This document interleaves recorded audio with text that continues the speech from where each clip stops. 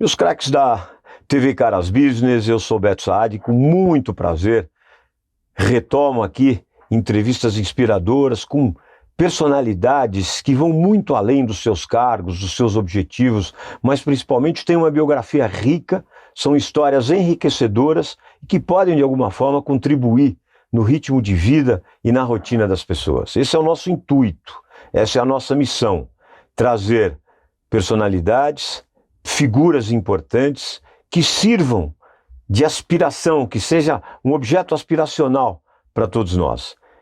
E desta vez eu recebo Fernando José da Costa, atual secretário de Justiça da Prefeitura de São Paulo, um advogado, um jurista absolutamente consolidado, uma das figuras mais festejadas de São Paulo e do Brasil, não só pela sua qualificação profissional, mas principalmente pela sua história de vida, pelo que construiu dentro de toda a sua trajetória, pela família, pelo pilar da família, pelos seus conceitos religiosos e principalmente pelos amigos que criou e que festejam realmente, Fernando, a sua vida, o seu sucesso e principalmente a tua convivência, que enriquece pela tua qualidade intelectual, pela tua qualidade absolutamente pessoal, sua simpatia, e também ele foi modelo, meu craque, pela sua beleza. Seja muito bem-vindo, Fernando José da Costa, que prazer te receber aqui na TV Caras Business. Beto Saad, um prazer estar aqui no Cara Business. Um pouco de exagero na sua apresentação. Não é verdade, não tem exagero algum, muito pelo contrário. Mas realmente a gente tem uma trajetória, são 52 anos de vida, de trabalho, de esforço, mas de muita gratificação, de muita alegria. Consegui construir uma família linda com a Cris, a minha esposa, há 23 anos, as minhas duas filhas, hoje já meninas mulheres, a Júlia de 21 e a Giovana de 18. Então a gente tem uma família muito sólida e sou amigo dos amigos. Isso eu aprendi desde menino com meu pai. E eu curto a amizade, eu valorizo a amizade e realmente acho muito importante a gente poder viver a vida, dividir a vida com trabalho, dividir a vida com família, dividir a vida com saúde, com esporte e também com os amigos.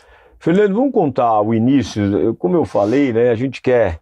E eu estou muito à vontade. Nós estamos na sala de visita da sua casa, Bom, não é? Sentado com você, batendo um papo. E a ideia realmente é poder levar para os nossos craques que estão ali, para as pessoas que estão nos vendo, né, história inspiradora. E a sua é, sem dúvida alguma, uma história inspiradora.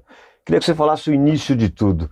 Como é que o Fernando conseguiu chegar, você que foi secretário também do governador João Dória, do governador Rodrigo Garcia, que tem no poder público hoje um pilar importante, e como você é justo, você é absolutamente correto, incorruptível, eu fico muito feliz de poder levar uma mensagem de esperança para um povo que sente realmente muita dificuldade no seu dia a dia, na sua rotina. Vamos falar do Fernando. Como é que surgiu aí? Você foi capa da Capricho, você teve uma trajetória, que é muito importante para você construir a tua biografia. Vamos contar essa história que eu acho muito legal.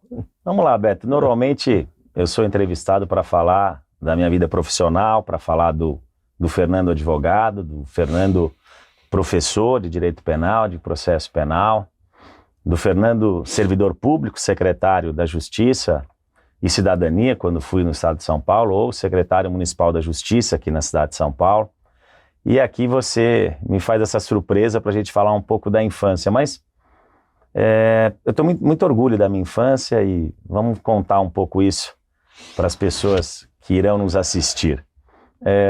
Meu pai foi casado com a minha mãe e quando eu era menino, meus 4 anos, eles se separaram. Infelizmente foi uma separação litigiosa. Ali a gente parou de se conviver um pouco com meu pai. Meu pai foi um excelente advogado, jurista, mas aquela educação espartana, aquela educação rígida e muita briga com a minha mãe, não vou dizer quem tem razão ou quem não tinha, mas aquelas brigas financeiras e moral da história. Acabamos nos separando do meu pai, também não tinha muita paciência com o filho, era outro tipo de geração, então minha mãe falava mal, tentava impedir as visitas, a gente ia para uma visita com meu pai brifado para falar por que ele não pagou a pensão, Moral da história. Lá pelos 6, 7 anos, fiquei afastado do meu pai até os 14 anos. 14 anos, um pai de um grande amigo meu, que era amigo do meu pai, já me dizia, você precisa conversar com o teu pai, você precisa conhecer o teu pai. Você não pode acreditar na versão que a sua mãe fala, claro, é ex-mulher, e tem os motivos dela, dessa discussão, mas você precisa conversar com o teu pai, você precisa conhecer o seu pai. E assim foi feito. E como existia esse litígio, para eu poder conviver com os dois, eu acabei saindo de casa. Meu pai me alugou ali em Pinheiros um apartamento lá de um dormitório e começou uma nova vida. Então, com 14 anos eu já saí de casa. Meu pai verificou ali o preço do aluguel. Naquela época não existia Pix, não existia cartão de crédito, não existia para menor de idade conta bancária. Então, ele me pagava o custo. Então, conta de luz, conta de água, o dinheiro da alimentação, almoço, jantar. Eu tinha uma bicicleta, um pouco para transporte público e continuei estudando, pagava a escola. Então, eu tinha uma mesada e falava, aprenda já a administrar o seu dinheiro. E assim foi feito. E, claro, é do adolescente, você quer um pouco mais, você vai trabalhar, me colocou numa agência de publicidade. Então, era meio que fosse um office boy numa agência de publicidade da Delta, do Carlos Guntovich. Opa! Fiquei ali, hoje sou muito amigo, ele já faleceu, do Fernando Guntovich, o Tuntunzinho, querido amigo. E fiquei ali uns 2, 3 anos, depois ele me colocou na Casa do Pão de Queijo para trabalhar, e eram salários pequenininhos, né? Salários muito baixos. E ali apareceu a oportunidade de eu ser modelo, né? Então, trabalhei como modelo em São Paulo, fiz alguns trabalhos fora, inclusive fui para Milão, passei 3 meses morando em Milão. E, claro, um trabalho honesto, um trabalho bacana, e era um trabalho, porque ali depois eu comecei a fazer estágio. E era um trabalho que não atrapalhava, porque eu conseguia ganhar um dinheiro, Beto, e era ali que eu conseguia ir para as festas, que eu conseguia comprar uma roupa um pouco melhor, pegava um comercial, ganhava um dinheirinho aqui, outro ali. Os modelos na época... E criando relacionamento. Relacionamento.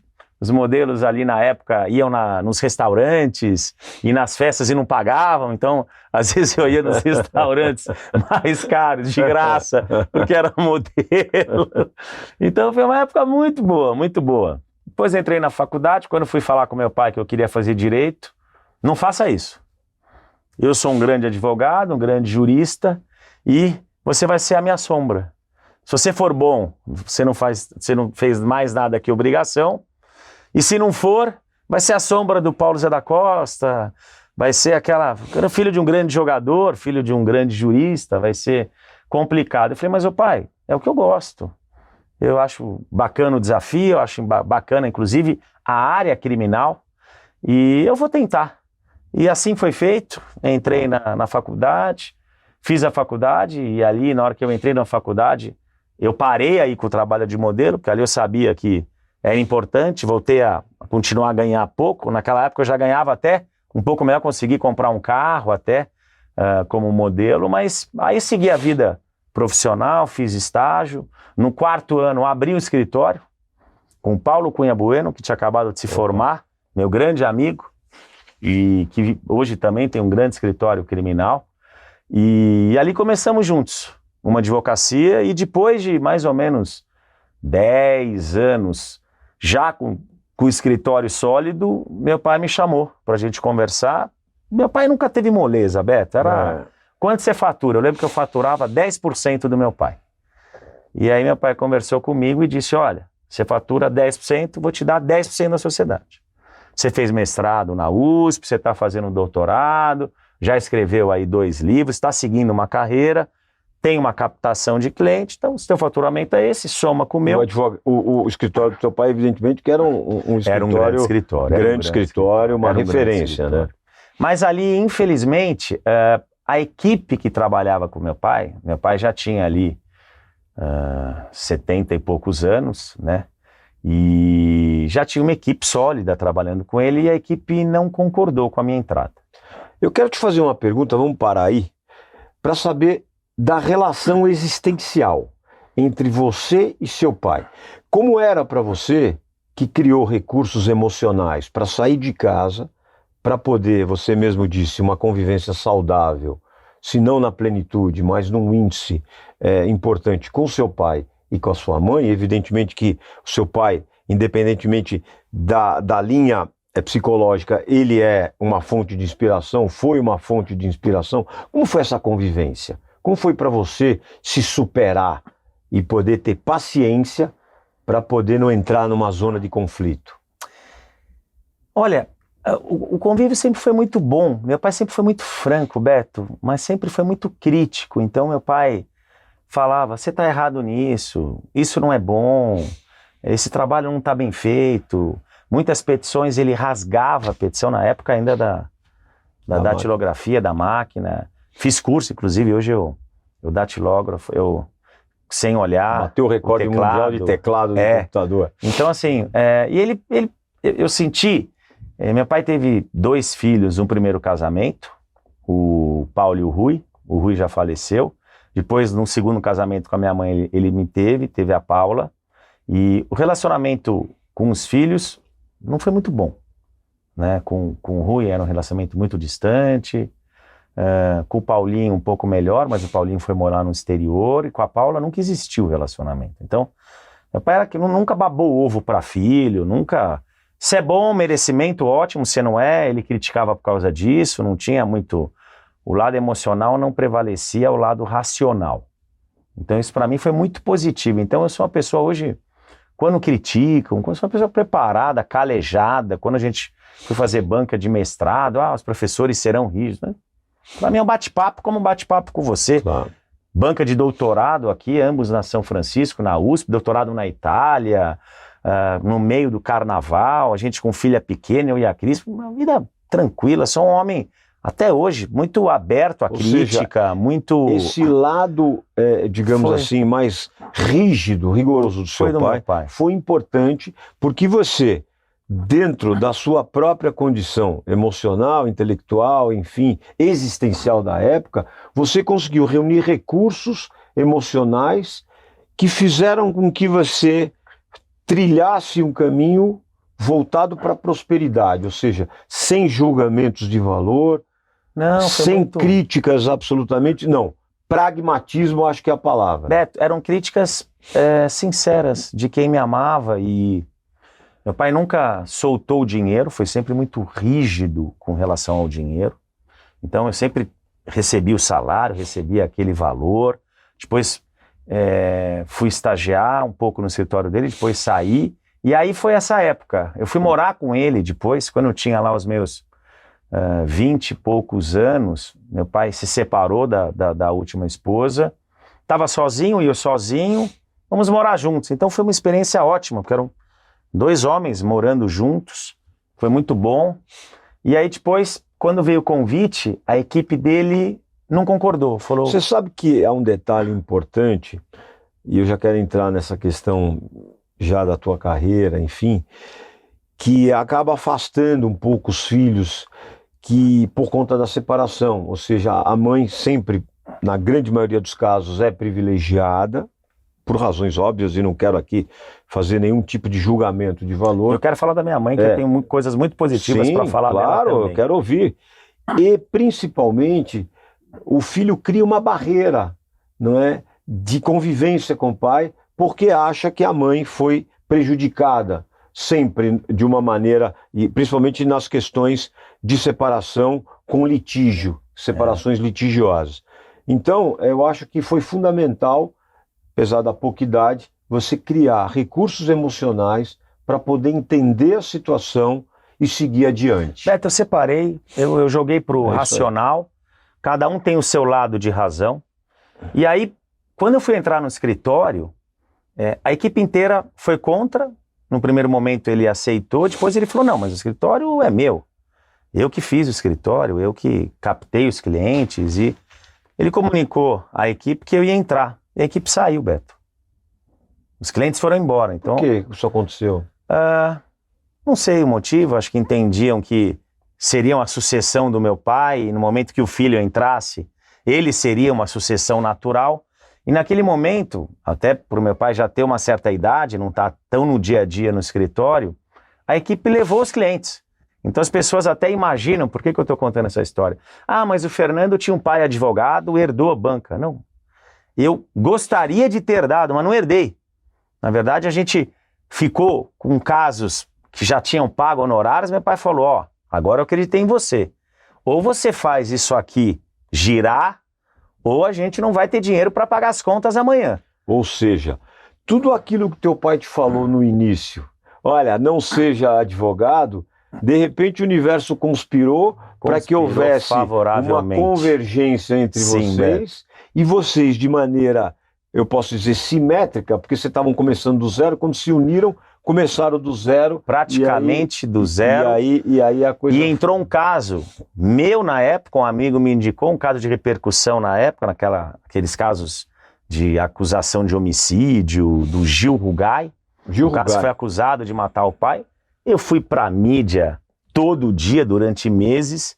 O escritório, graças a Deus, explodiu. Ali, para o meu pai, que era até então muito crítico, ali começou a me ver trabalhar, começou a ver o escritório ganhar dinheiro, dinheiro que ele nunca tinha ganho, inclusive. Que aí juntou ali a experiência do meu pai com a juventude, o dinamismo. Então era uma dupla muito interessante. E ali eu virei... Aí eu virei um deus pro meu pai. Aí ninguém podia mais me criticar. Aí você passou no escritório. Aí ele saiu do racional. Você não assinava mais cheque no escritório, começou a dar autógrafo, hein? Então ali foi. Agora, da minha mãe, minha mãe até hoje é viva.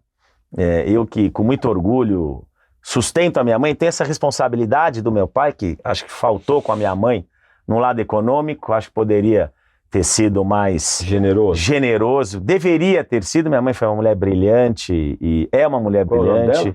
Maria Helena. Dona Maria Helena, um beijo para a senhora, hein? E quem nos ajudou muito nessa época, inclusive, inicial, foi o meu avô Dirceu, minha avó Odete, os avós, né, maternos, ou seja, os pais da minha mãe. Então eu tenho muito ali daquela família, enquanto meu pai estava ausente, o meu avô foi para mim um pai. Minha avó também, até me emociono de falar da minha família, e foram muito carinhosos. Então, acho que eu puxei muito do carinho do lado da minha mãe, do lado da minha avó e do meu avô, e do meu pai, esse lado firme, esse lado aguerrido, esse lado de advogado que briga, que vai atrás. Então, tem um mix. A gente busca de um daqui, busca do outro dali, o lado positivo. Então, assim, uma vida muito saudável, uma família muito, muito bem construída. Então...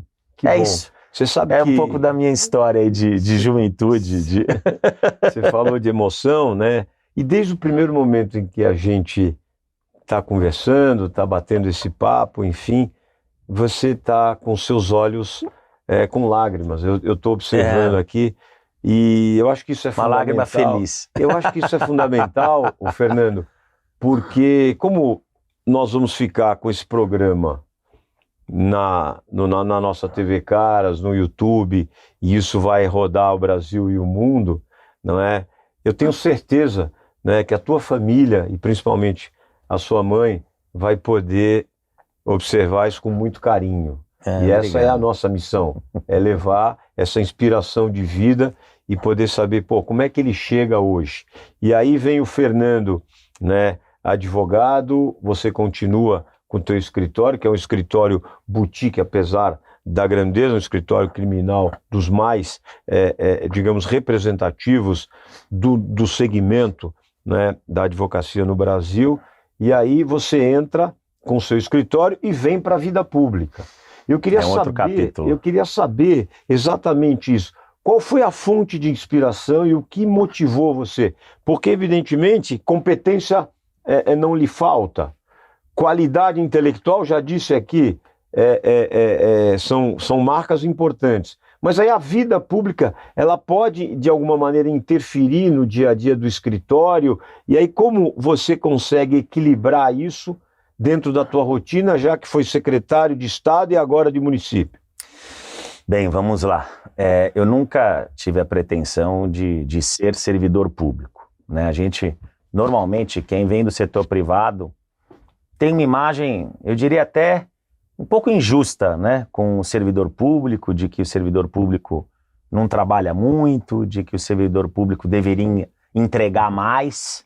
E eu falo isso porque eu mudei completamente a minha visão depois que me tornei servidor público.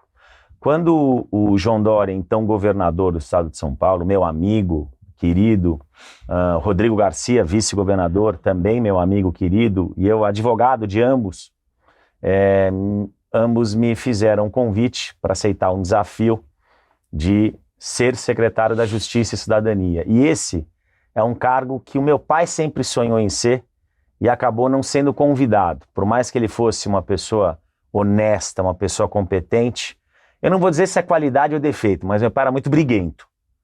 Até demais. E todo mundo tinha medo dele como secretário brigar mais do que o necessário. Claro que o advogado, meu pai sempre falava, se você não é bom de briga, não seja advogado. Mas é claro que o advogado tem que ser bom de briga, mas com inteligência, claro, né? Você briga quando é necessário, você briga no processo, você briga nas petições, você muitas vezes discute com a parte contrária, mas sempre com educação, né? Com racionalidade, não com a emoção. E veio o desafio e eu cheguei em casa e fui comentar em casa, né? Olha, recebi um honroso convite para ser secretário da Justiça de São Paulo. Não faça isso. A minha esposa, de jeito nenhum, você tem um escritório sério, um escritório consolidado, não entra na vida pública, você vai trabalhar muito, você não vai ter vida, vão te criticar. Falei com as filhas, não faça isso. Saí de casa ali, Beto, assustado, dizendo, meu Deus. Fui conversar com uns 10 amigos. Uma medalha de honra. De honra, parabéns, papai. Pegou uma paulada na cabeça. Daí fui falar com uns 10 amigos, também todo mundo do setor privado. Os 10 falaram, não faça isso. E aí vou dizer para você, quanto mais... Eu ouvi todo tipo de comentário. Você não precisa disso. Você já tem uma advocacia. Você vai sair de lá, podem te criticar. Você pode receber um processo administrativo, blinde o seu patrimônio. Eu falei, oi? Eu? Não. Quanto mais eu ouvia não faça isso, é complicado, é desafiador, mais eu tinha vontade de ser. E no final da história, eu aceitei ser pelo desafio. Claro. Porque eu vi que era realmente um desafio, foi um desafio, foi uma gestão muito, muito bonita, tanto do governo, tanto do governador, como da secretaria. Nós fizemos, Beto, muitas coisas. Muitas coisas. Vou citar algumas só, porque eu poderia passar mais de 1 hora falando das realizações. Mas o tema mulher. Não existia no estado de São Paulo uma lei que punia administrativamente a discriminação à mulher. Há a lei de violência doméstica, que pune o crime de violência doméstica. Aliás, a Delegacia da Mulher foi criada pelo presidente Michel Temer, quando secretário de Segurança Pública. Foi isso mesmo. Presidente. Nosso querido Michel Temer.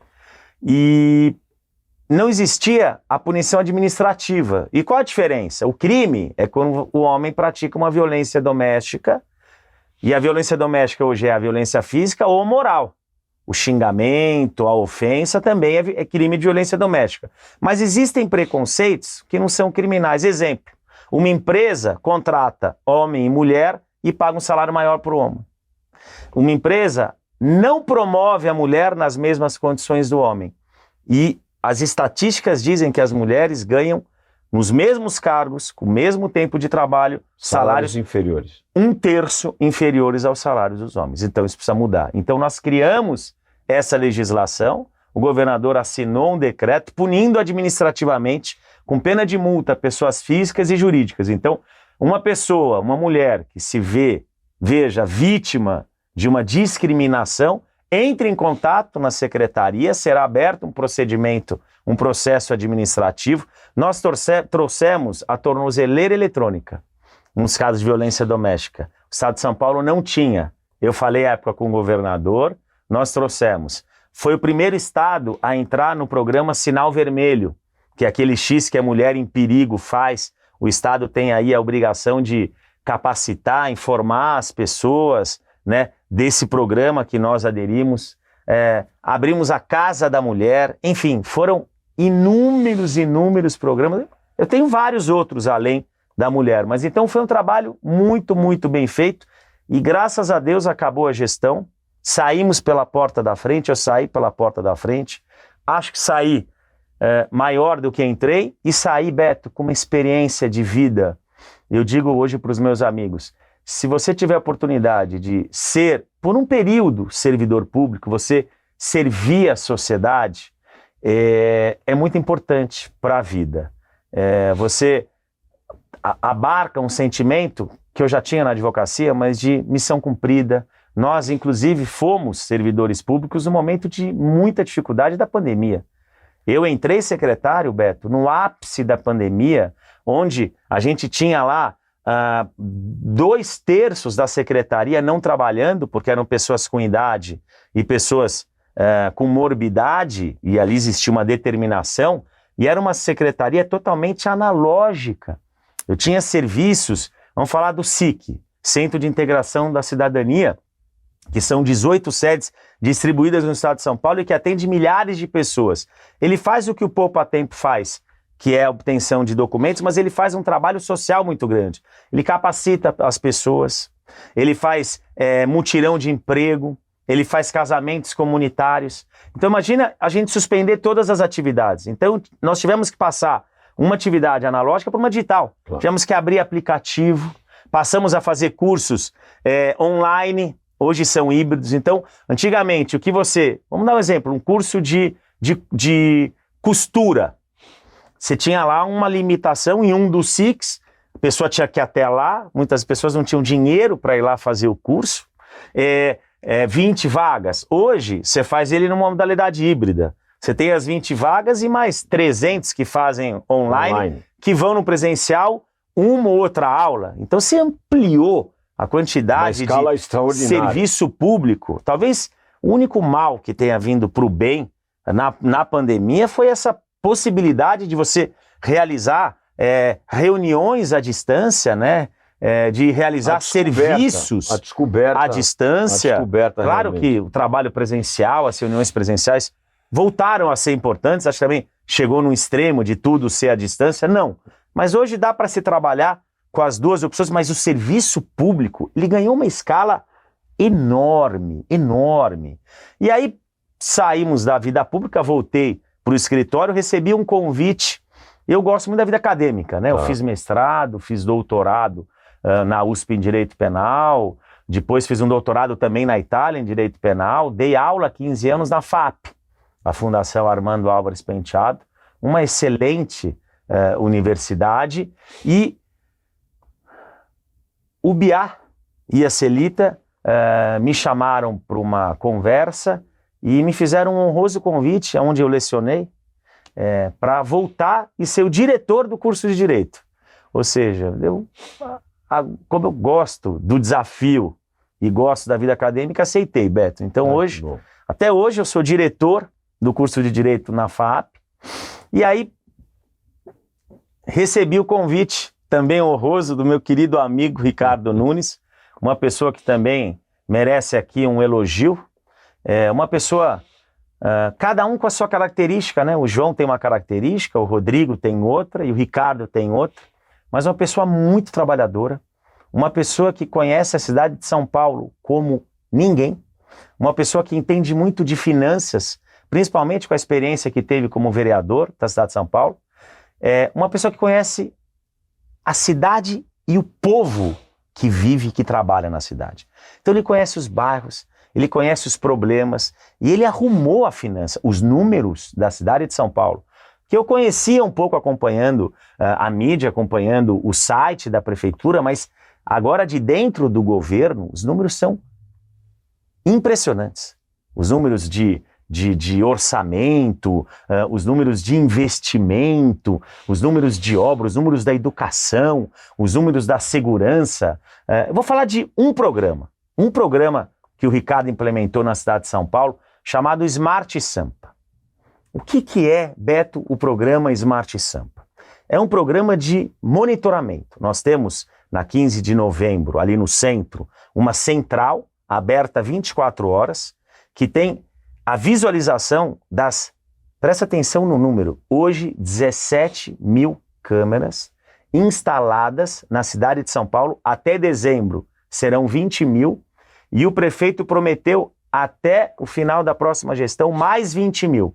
Então, Ou seja, até dezembro, São Paulo vai estar absolutamente São monitorada. Paulo vai estar absolutamente monitorada. E o que fazem essas câmeras? Além delas monitorarem o dia a dia e verificarem ilicitudes, um racha, um furto, um roubo, um estupro, que gera uma prova ali para a autoridade policial poder investigar, para o Ministério Público poder denunciar e para o Poder Judiciário poder condenar essas pessoas e, consequentemente, diminuir a criminalidade, ela gera ainda uma possibilidade de você poder localizar e prender pessoas foragidas, pessoas com mandado de prisão, pessoas desaparecidas. Ontem nós tivemos uma reunião com o delegado federal, o superintendente regional de São Paulo, doutor Rodrigo, explicamos para ele até o procedimento.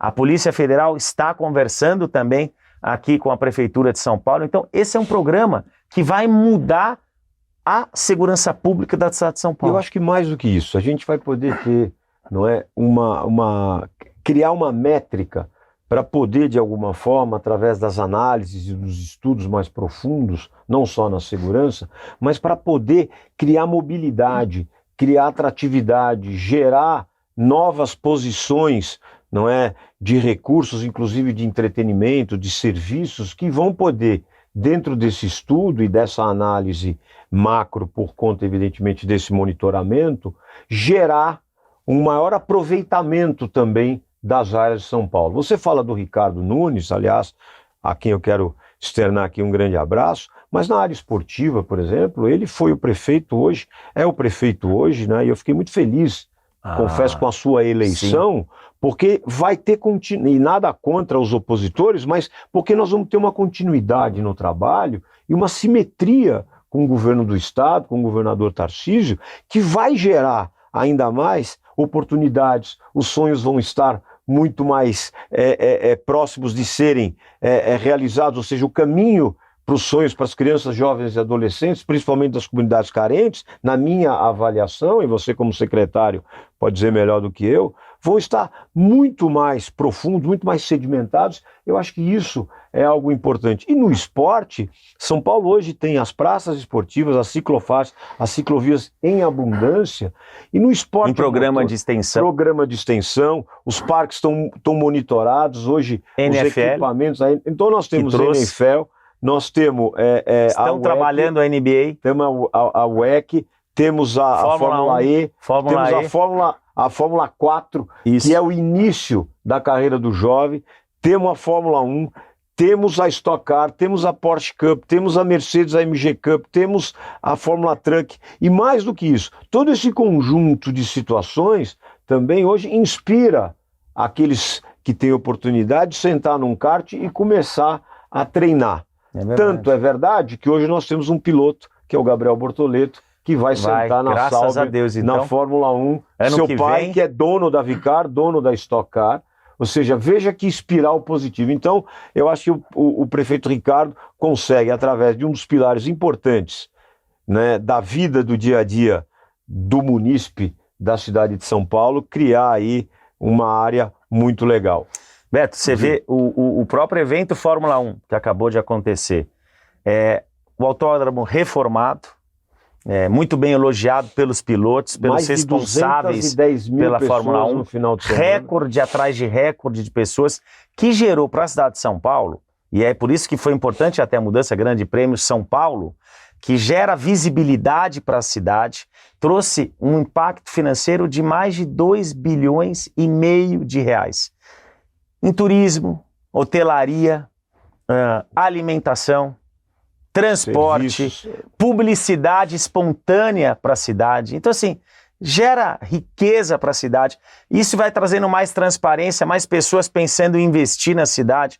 Por isso que aumentou significativamente a quantidade de empresas que abriram na cidade de São Paulo, aumentou a quantidade de empresas que saíram, são mais de 500 mil de empresas que abriram nessa gestão do Ricardo, nesses 4 anos, 3 anos e 10 meses, mais de 70 mil empresas saíram de outros municípios, vieram para cá, que geraram uma renda de mais de 1,5 bilhão de reais. E por quê? Porque São Paulo faz, É isso porque mesmo. São Paulo tem transparência, São Paulo tem controladoria, tem segurança jurídica, Ou seja, São Paulo tem gestão, o ecossistema São Paulo tem mais segurança. ficou todo favorecido. Muito, muito. Isso é gestão. E ele montou uma grande equipe.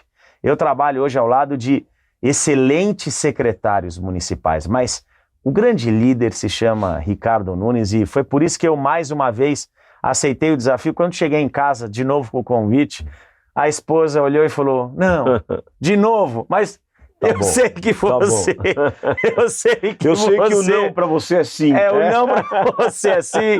Eu também gostamos muito do Ricardo, da Regina, então aceito o seu desafio e vamos em frente. Aliás, a Regina foi um grande pilar, né? Importante Foi. nessa A família, eleição, os a família filhos. muito simpática, sempre Neto. tendo uma linha de atuação. Aliás, as duas primeiras damas, a dona Cris Freitas também, Também. fazendo um trabalho maravilhoso no Fundo Social. Façamos Fernando. aqui justiça. Ah, Tarcísio também vem fazendo um Opa. excelente trabalho à frente do governo. Então, entregamos um governo, e ele vem elogiando publicamente, entregamos um governo com cerca de 50 bilhões no caixa, um governo sólido, um dúvida. governo com muitas obras em andamento e obras a serem feitas. O Tarcísio é um governador, um servidor público competente, eu acho que São Paulo honesto, trabalhador. Então, graças a Deus, o Estado de São Paulo continua em ótimas mãos. São Paulo teve uma sucessão. Não quero fazer nenhuma apologia política, mas São Paulo teve uma sucessão através do Rodrigo Garcia, que herdou do João Dória, que pegou o Rodrigo Garcia, que fez um trabalho excelente quando esteve governador e passou o bastão, não é?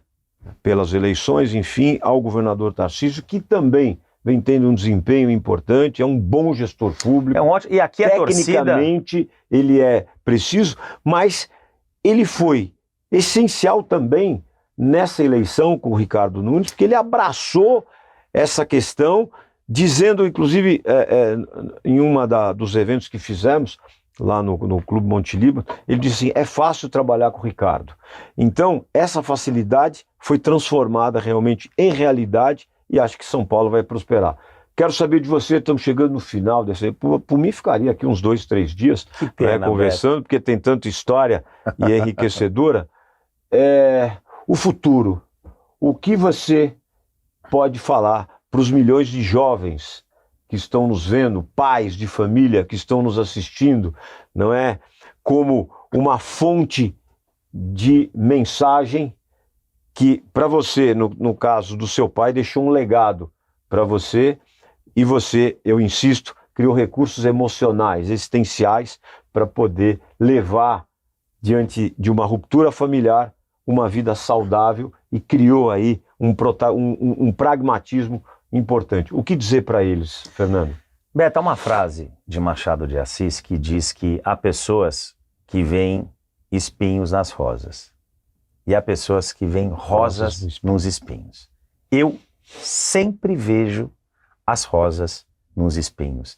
Eu sempre fui muito otimista, eu sempre fui muito trabalhador, um homem sério, um homem transparente, um apaixonado por tudo que faço, apaixonado pela minha esposa, Cris, um beijo aqui para minhas filhas, pela minha mãe, pelos meus amigos, pelo meu trabalho. Eu tenho muito orgulho e amor pelo que eu faço. Eu passo isso para a equipe do escritório. Hoje, em razão da profissão, eu estou licenciado da advocacia, mas existe uma equipe lá trabalhando, fazendo um trabalho muito sério. E faça com seriedade, faça com honestidade, não dê uma rasteira em ninguém, não fale mal de ninguém, não. A sua oportunidade vai chegar, mas faça com amor. Eu tenho muitos amigos, empresários que, bem-sucedidos, viu, Beto? Você também conhece muita gente que acaba criticando o que faz, acaba reclamando muito, e o filho acaba não seguindo o pai, não quero que meu filho me siga. Eu falo, mas você tem uma empresa tão sólida, você é um profissional tão bem-sucedido, por que você passa isso? Todo mundo tem os problemas profissionais, não pense que existe. As profissões, cada uma com o seu desafio, os médicos, os engenheiros, os advogados, os empresários, todo mundo tem cruz para carregar. Mas tem muita alegria. Olha a vida, um lado mais positivo. E a minha filha, inclusive, acredito que até por esse amor que eu tenho à advocacia, a Júlia, minha filha mais velha, ela está fazendo direito. Está fazendo direito, está no 4º ano e quer ser advogada, diz que quer trabalhar comigo e vai ser, hoje o escritório completa 100 anos de existência esse ano, Beto. E a Júlia vai ser aí a 4ª geração que vai trabalhar com essa geração de jovens que fazem parte da minha equipe, brilhante, como eu já disse, e que vem uma geração nova aí de advogados que façam um bom trabalho. Então, faça com amor as coisas, olhe o lado positivo das coisas, não olhe o lado negativo, que eu tenho certeza que você vai ser mais feliz, as portas vão se abrir mais, e eu acredito muito no pensamento positivo. Eu também. Vai dar certo, vai dar certo, vai dar certo. E deu. E dá certo. Você sabe que eu também tenho uma Júlia, que é advogada. Olha, parabéns. E ela está muito feliz com a profissão. E hoje está num grande... Passou por alguns escritórios, inclusive um criminalista. E ela hoje está se empenhando também num grande escritório. E ela é muito feliz. Quando eu disse a ela que eu ia te entrevistar, ela tem em você também uma fonte de referência no teu escritório. Então, é uma grande alegria. Olha, Fernando José da Costa, eu acho que aqui a gente pôde falar, se emocionar, contar histórias reveladoras que pouco você tem chance de poder contar, e a gente pode, de alguma maneira, falar missão cumprida. A gente extrai de você aquilo que você tem de melhor. E olha que você tem muita coisa boa e você conseguiu passar para eles, não é, uma história de vida pragmática, positiva, não é? O lado bom da vida, a fé, os princípios e principalmente valores morais e éticos, que isso sobra em você, e é essa a nossa missão. Estou muito feliz de te receber aqui e fazer essa entrevista, principalmente porque é um amigo que a gente tem como uma fonte inspiradora e um amigo que realmente propaga, não é? Como ele disse, as rosas diante dos espinhos. Beto, obrigado. Eu queria dizer, finalizar dando mais um recado importante. Eu amo meu país. Eu amo o Brasil. Eu amo São Paulo. Eu amo o estado de São Paulo. Eu amo a cidade de São Paulo. Poderia hoje morar no exterior. Não criticando quem mora, claro, mas sou muito grato ao meu país. E até digo que eu amo tanto o Brasil que eu seria capaz de ter filhos com ele. Então, até por esse motivo, pelo amor que eu tenho ao Brasil, a São Paulo, que eu aceitei o desafio de ter sido secretário estadual da Justiça e agora secretário municipal, porque essa cidade que eu também tanto amo, vivo aqui há 52 anos e quero viver aqui por mais 52 anos, onde minhas filhas vivem, e também essa paixão que eu tenho. As minhas filhas estudaram escola americana e 80% dos colegas foram fazer universidade fora. E as duas fizeram aqui, podem até fazer num futuro uma pós fora, mas também amam o Brasil. E acho importante a gente também falar das rosas que o Brasil tem, das rosas que São Paulo tem. Tem muita coisa para melhorar, tem muita coisa para fazer, mas esse país, Beto, é um país espetacular, é um país maravilhoso. É um povo maravilhoso. Não existe no planeta Terra um povo tão adorado, um povo tão otimista, um povo tão bonito de dentro para fora e de fora para dentro como o povo brasileiro. Então, Brasil, junto, vamos para frente. Vamos para frente e, mais do que isso, né, a gente finaliza com uma mensagem de esperança. Dá para ter esperança, sim, no poder público. Dá para ter esperança em pessoas sérias que desenvolvem um trabalho, que pensam realmente, não é, em gerar um ecossistema próspero, uma cidade e um país em que a boa convivência e a geração de oportunidades caminham juntas. Obrigado, Fernando, obrigado pelo carinho, obrigado a vocês. TV Caras Business fica por aqui e eu convoco a você a convidar seus amigos e familiares para assistir essa entrevista inspiradora.